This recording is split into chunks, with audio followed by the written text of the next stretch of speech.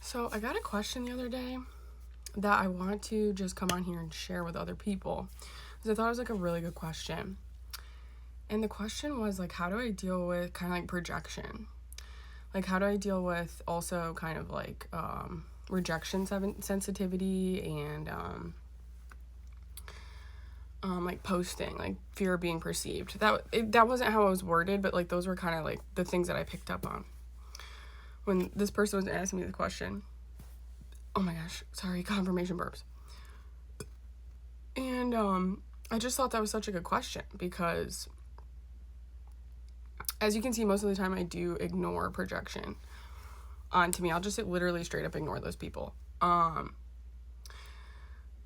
But it's taken a lot of brain rewiring actually for me to get out of reactivity towards projection, because that's usually what would happen for me. Now it was really interesting because this person was telling me that they have like the opposite effect where like when that happens to them, they like tend to retreat and just want to like delete everything. Where I have the opposite problem. I want to attack. I'm like, I'm gonna come get you and I'm gonna come convince you that I'm right, kind of a thing. That's literally like how, because I have like a misunderstanding wound, you know, like that's like one of my biggest wounds, because like everybody's done this to me in my life where I've gotten projected onto.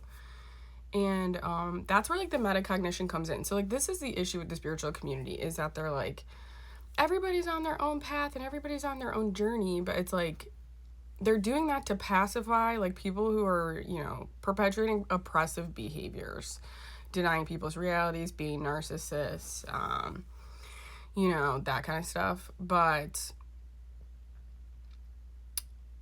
that metacognition is really only useful when you're getting projected onto. Otherwise, that's like you have to ground yourself into this reality and like have a human experience. And that's where like it's really difficult, because I've had to learn how to like yield my metacognition, which is like this higher understanding of everybody just signed soul contracts and this is what we agreed to and like that kind of stuff. That comes in handy when projection is presented to me. So it's like when people come onto my page and they give me unsolicited advice, hate comments. A huge thing that I get to is kind of like this underhanded, like, I really care about you, so this is how you need to behave because you're not behaving the way that I need you to, or that you should, or that I feel like you should. And that's something that I've realized too, is people will like come on here and like pretend like they're giving you advice or pretend like they care about you, but they're really giving you like underhanded like projection of how they feel you should, you know, respond. And a lot of it's like trying to calm me down and stuff, you know, when I'm more passionate. That's really when I get a lot of projection, is when I start to show like my more passionate, angry side. And I'm like, wow, this is very fascinating, because that's just like straight up internalized misogyny. And also, you know, people perceive swear words as like anger as well. And I'm like, confirmation burps. Oh yeah. They're like, see, confirmation. It's like this repression that we try to do within people. We try to repress people's emotions. And I just have, this is where my metacognition comes in, is like, no, we're like humans. Like, we're here to have a human experience. We're not here to be these like perfect robots and erase our personalities and erase our human experience. But we are meant to yield this metacognition in certain areas of our life. And that's when you're getting projection onto people. Because the thing about projection is it's literally not personal.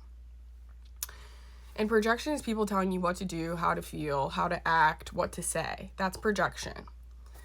And, you know, the people are usually very hateful and things like that. Not towards me, luckily. I haven't gotten too much of that, but I've gotten it a lot in my life, which is why I'm not getting it a lot in my comments now, because the Lord's letting me rest. That's what I've realized.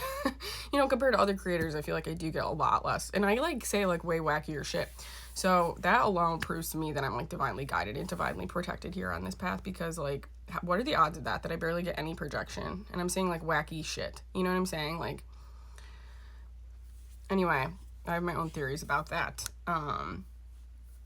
So that's where I do the rewiring, where somebody like projects onto me. I'm like, okay, they're just a young soul. They just don't understand me. This is what they have to say to themselves to keep themselves comfortable in their realities. I won't even take the words of somebody doing a behavior that I don't do, because I don't go into people's posts and I'm like, you need to act this way, this way, this way. If I do comment on somebody's post, it's usually my own personal experience of something. And some people will even, you have to be very careful, because some people will even use that. Like, they'll be like, oh, well, like, this is what I'm doing. And it's kind of like, there's an implication of you should be doing that too. Where it's like, I'll just come and I'll share an experience, you know, that then like relates to what somebody's saying. So I won't dismiss what they're saying. Like, I got a comment the other day where it was like, well, I just learned that I don't do the behaviors that you're doing because it affects me this way. And I'm like, okay, well, that's you though. That's not me. You know what I'm saying? So it's like, it's getting really comfortable ensuring yourself too, like accepting yourself the way you are, and, you know, using kind of these emotions in a way that's like appropriate, essentially.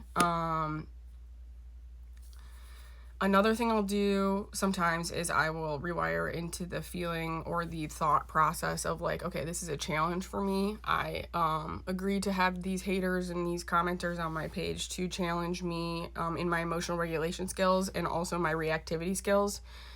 You know, again, if it's like people who have bigger platforms who are like coming here and trying to oppress people, I'm gonna say something. And that's when I like, you know, that's when my metacognition, I'm like, I'm not in metacognition right now, which is like, again, this higher understanding, because I have to ground into this reality, because now I have to call out somebody who's, you know, oppressing people. That's like a different situation than somebody coming on and being like, you're wrong, you should do this, you should do that, or you know, this is making me uncomfortable, or those types of things. It's like, okay, that literally is it really is a challenge for you to regulate your emotions, get used to people projecting onto you, because again, if you're a light worker, you're going to get a lot of this. If you're a new earth leader, you're going to get a lot of this. People are going to think you're nuts, people are going to think you're crazy.